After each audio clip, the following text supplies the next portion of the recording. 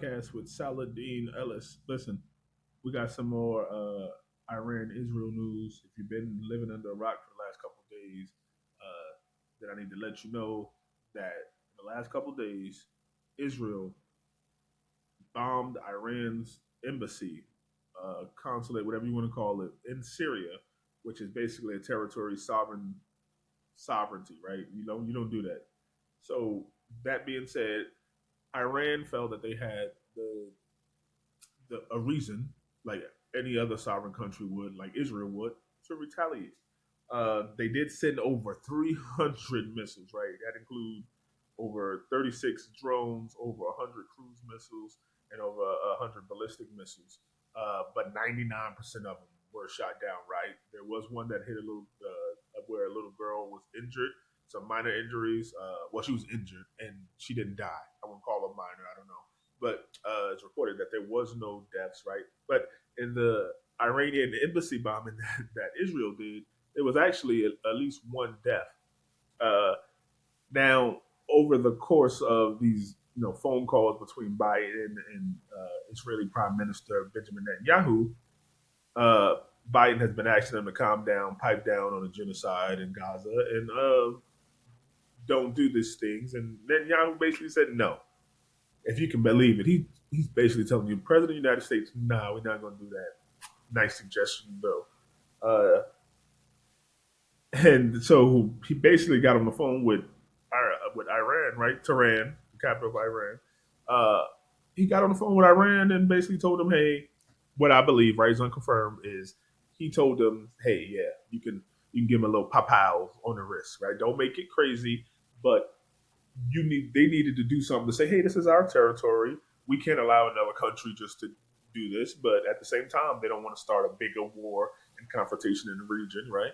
So they sent these missiles, but everybody knew, right? It was like Jordan, United States, Israel, some other places, just Saudi Arabia. Just they all coordinated and shot these down. It's unconfirmed how many like of each country, how many the U.S. shot down, how many Israel shot down. It's just like that crazy that they work together. Some of these Arab nations are not known for publicly working with Israel, which is a big deal if you believe like, oh my God, they're working with Israel against Iran.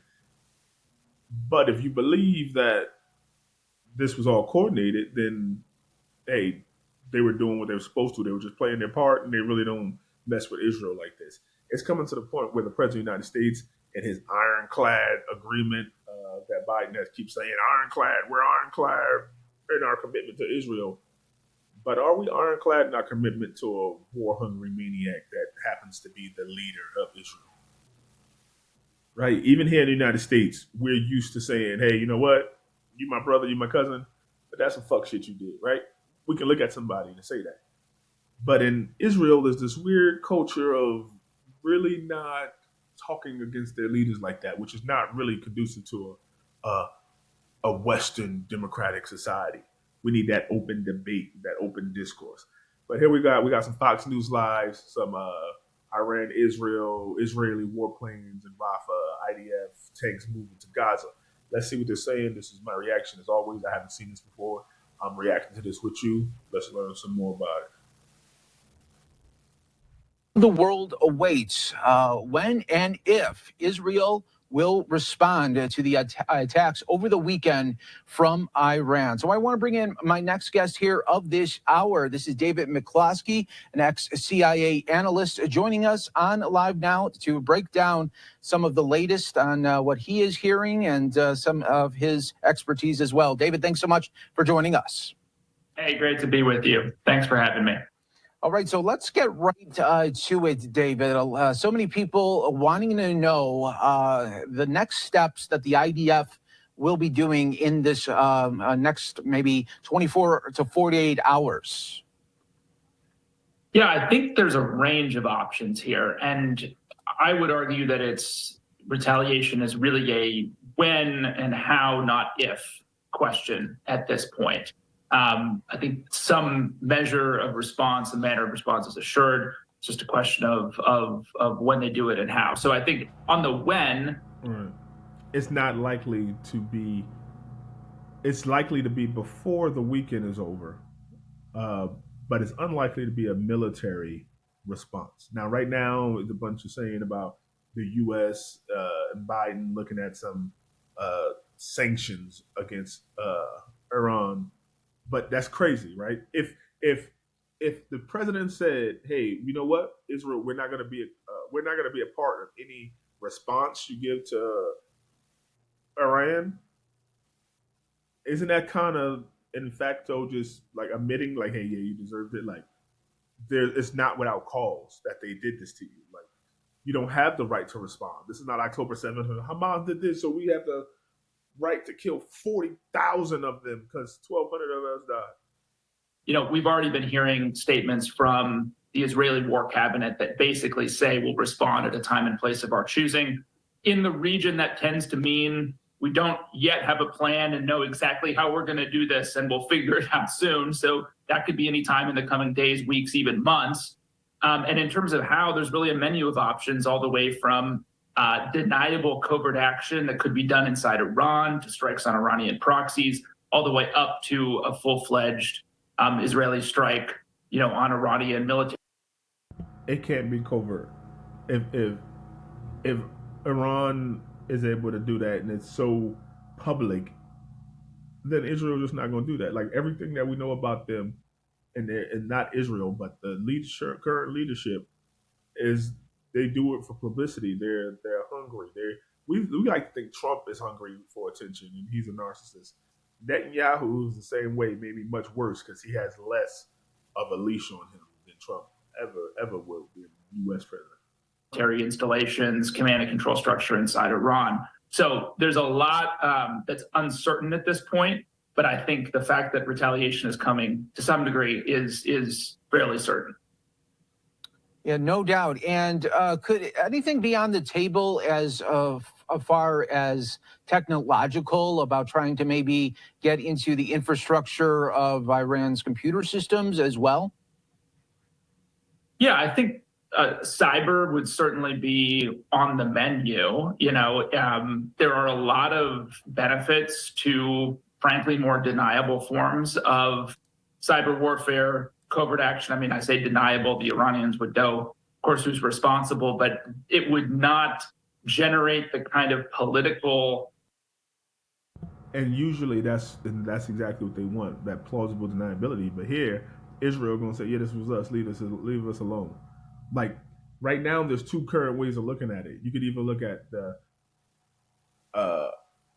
Iran purposely telegraphed this attack so that it could be shot down, and just say, "Yeah, we did it." Or you can say that they wanted mass casualties and they sent 300 of their best missiles, and Israel Iron Dome system just shot it down as just a marvel of engineering, which it is. But no, come on. They're playing games. You got to. This is exactly why we have this from the cave. This is cave mentality right here. This is projections on the wall that they want us to think is real. But if you turn around, you realize, oh, they just want to make some money. Oh, he just want to keep power. Oh, he always wanted a wider spread outbreak of war within the region. Oh, it makes sense. Frankly, theatrical atmosphere that we saw in the Iranian strikes over the weekend. So cyber assassinations inside Iran, frankly, drone production facilities, 170 plus of these projectiles were drones sent from Iran. I mean, the production capabilities, the warehousing, all that kind of stuff inside Iran, I think would be fair game for what the Israelis might consider a proportional response. And David, I want to get your thoughts on last Friday, when it seemed like it was imminent that anywhere from 24 to 48 hours from that moment that a strike would be happening from Iran. Why was it so telegraphed? And tell us maybe the reasons why Iran went that way. And as even on Saturday, when you heard about, okay, the drones are coming, but it's going to take hours to get there. Was that strategic in the way Iran did that? I think so. On the one hand, I think the Iranians would have been more than satisfied if more drones, more missiles had made it through, if they had been able to do real damage to some of the military installations they were targeting, particularly the Nabatim Air Base, which has F-35 squadrons that had probably been involved in the strike on Iran's consulate in Damascus. What he's saying is, I don't think they would have been mad either if something got through. Now, if it were mass casualties, I'm talking about more than 10 people died, then it would have been a problem. But because this was sanctioned by the U.S., it was. We don't play games with words over here. This was sanctioned by the U.S. It did what it's supposed to do. It's given what it's given. Now we don't know. This Israel's response will tell Biden whether Netanyahu's a madman or not. If he just go and do some military action, then that eventually I think it's going to come a point where Biden has to like pinpoint. We're ironclad with Israel, but Netanyahu, he's going to have to single him out that he's a war criminal. A few weeks ago, I think the Iranians would have been more than happy to have images of rubble and explosions taking place at Israeli military installations. Now, on the other hand, to your point, it was telegraphed, quite carefully to allow Israel, the United States, other allied powers in the region to prepare an air defense plan to deal with this kind of eventuality. So I think there was an element here also of, frankly, theater, right, in showing Iranian military capabilities.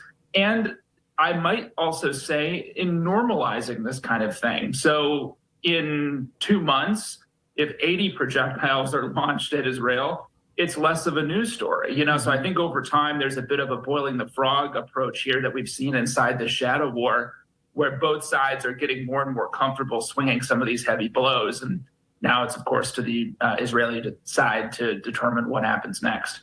Yeah, so true. And I'm glad that you brought that up there. And, over the weekend, Iran was trying to make a statement and show of power. But did it overall on the world stage maybe expose them? Well, I guess it raises this question of, okay, what audience are you trying to communicate this message to? And I think in this case, there are multiple. I think internal to the Iranian regime, it was critical that some form of response take place to having senior commanders killed in Syria. But on the other hand, I would say, look, it's never a good thing to have 99% of your missiles and drones shot down by the opposing side's air defense systems and air force, right? That's not a good look. And I also think there's an argument to be made that there was a real strategic miscalculation on the part of the Iranian regime, in that this now, we've been fed kind of a diet of narrative over the past several months in which the Israelis are the aggressor in the ground war in Gaza. Mm-hmm. This move by the Iranians effectively deprioritizes, at least for a time, the conflict I heard that in Gaza. I heard that before. Like, oh my God, the Iranians took attention. Like, so much pressure was being put on the Israel and from the UN and the genocide that's happening. Israel's basically shown that they don't give a fuck what the UN say. Like, it just reported that the UN was doing an investigation on October 7th, and Israel's like, no, you can't speak to our people. You can't speak to the victims. We don't like y'all, and y'all have a history of anti-Semitism. It's just convenient. Like, they would never let black people get away with keep saying, yeah, it's slavery. Yeah, because slavery, you don't like us. But anti-Semitism, you can get away with. And it's like, this is very basic questions about human life. And it is like Iran is in this thing where we let you kill our people because they're seen as like the overwatch of the Muslim people there. So they just gonna let them hit them and do whatever they want. They close down the borders. You can cut off the food and you can hit our people. Like, it's two things happening that are separate but the same but alike at the same time. You can't let one happen, and they can easily draw back the attention within the next week. And the reason why this is different because Iran has said like we're good. So it's not like money. We need to do something because they could attack. They send 300 this time, but they could be 600 the next. Even with no casualties, Iran is like we're good. We got what we need to do. We will not fire again. Like they said it. That's weird that they said it, but they came out and said, "Yo, we're good. You don't even got to guess." So because they did that, which was unprecedented, then you can't sit here and still act like, "Oh, well, they could still. It's still a possibility, but we don't know." They said it. And then the international stage, because they said this publicly and out loud, then we'd all hold them accountable for it. Now they can still act like everybody else and say, "Oh, well, you know what? It don't matter. We can switch it up. We're not. We want to send something today." But who knows what these politicians and these religious leaders wake up and think? But that is still going on. There's still genocide in Gaza, still very much here. And if you know what I think would happen if Israel sent missiles in Syria to Iranian embassy and they didn't respond, then Rafah would have been taken the very next day. Like they would Israel almost used it as a testing. They test the water to see if Iran is scared. Like, oh, the U.S. said, well, they got us. We ironclad. Let's see if they move. My big brother said he got my back. Let's see what you gonna do. Because I know my big brother said he got me. Crazy. And Israel's conduct of that war, and creates a very real world in which the Israelis are the victims of an attempted Iranian strike, and really elevates this piece of the conflict over Gaza. So I think we'll see how this shakes out in the coming weeks, but you can make a real argument that the Iranians miscalculated in giving the Israelis that opening. And of course, it's to Israel now to determine what they do with it. Yeah, and the world will be awaiting. David McCloskey, thanks so much for joining us on Live Now from Fox Intel, as always.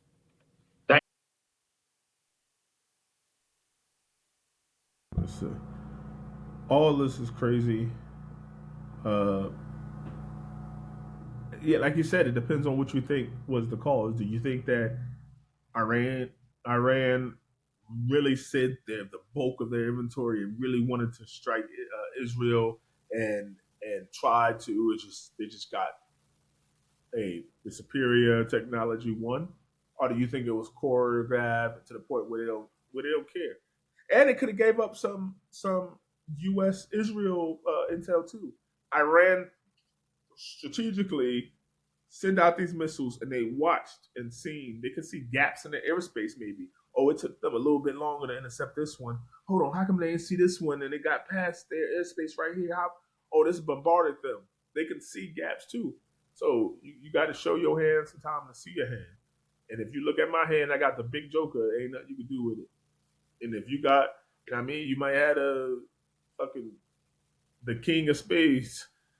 And if you got enough spades, it might do something. But if you're a spade player, if you know what I'm talking about. If you don't play spades, then that meant absolutely nothing to you, right? But if you got enough spades in your hand, you can walk them down. You ain't got to have a big joker all the time. That's a guaranteed book. But you got everything else, you can take them out. So while I'm sure Israel could look like the victor, right? But that's the good thing. That's how people come. A truce is called, right? I don't feel like I lost it, and I look good, and you don't feel like you lost it, right? We met in the middle, we fought, and we both could say, "Nah, look, you ain't do nothing to me. Look at my face. You ain't do nothing." And the other one could say, "Nah, you ain't do nothing to me." So Israel could say, "Look, we stopped all your missiles. 300 of them, man. We bombed your embassy." And Iran could say, "Listen, we told you, you bombed our embassy over there, but look, you better not try that again. Look, we out here. We got 300 of them, and you need help from your big brother to stop it." So it's what you want. But Biden's going to have to make a choice either way. He's going to have to put his foot down or in someone. The election season coming, he cannot get on that stage with something like this. Trump going to wipe the floor with him. Trump going to be like, "Nah, nope, it would never happen. Nope, we can't." I can't even imagine Trump. I can't even imagine Netanyahu saying no to Trump and making Trump look like the little guy on TV like he is Biden. He making him look like old, fragile goofball. I don't know. But listen, thank you for coming in the cave. Let's go out, live life.